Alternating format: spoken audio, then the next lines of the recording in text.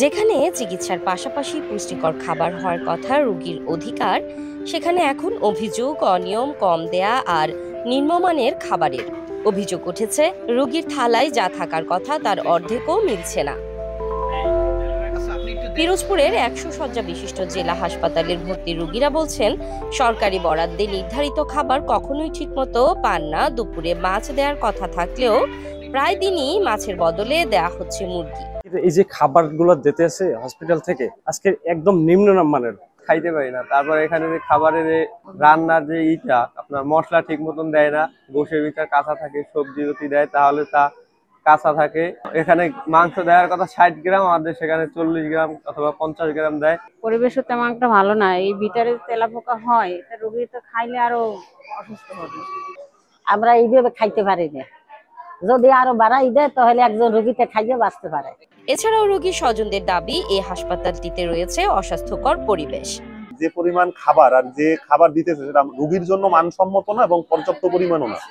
বাথরুমের অবস্থা এতটাই খারাপ যে যাদের শ্বাসের সমস্যা আছে তাদের মনে হয় যেন এখানে অক্সিজেন নিয়ে যাইতে হবে, নাহলে তারা বাথরুম করতে পারবে না। ঠিকাদারের দাবি, খাবারের জন্য যে বরাদ্দ রয়েছে তাতে মানসম্মত খাবার দেয়া সম্ভব হচ্ছে না। এজন্য খাবারের নিম্নমানের দায় এড়াতে চান ঠিকাদার ও রান্নাঘরের কর্মীরা। আমরা সবকিছুই ঠিক মতন দিই, এখন রোগী যুগে তো অভিযোগ থাকবেই। না না, আগেও যেরকমের ছিল তখনও এখনো সেই রকমের।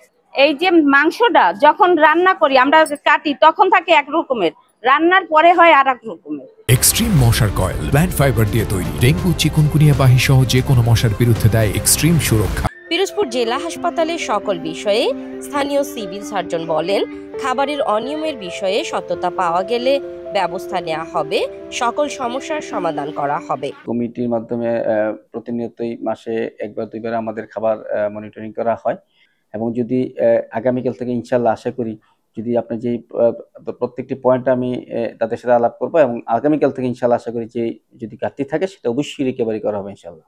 এবছরের শুরুতেই দুদকের টিম খাবার অনিয়মের প্রমাণ পেয়ে সতর্ক করেছিল হাসপাতাল কর্তৃপক্ষকে, কিন্তু মাস ঘুরে মাস গেলেও রোগীদের অভিযোগ আজও একই, থালায় খাবার কম, দায়িত্বে অবহেলা বেশি।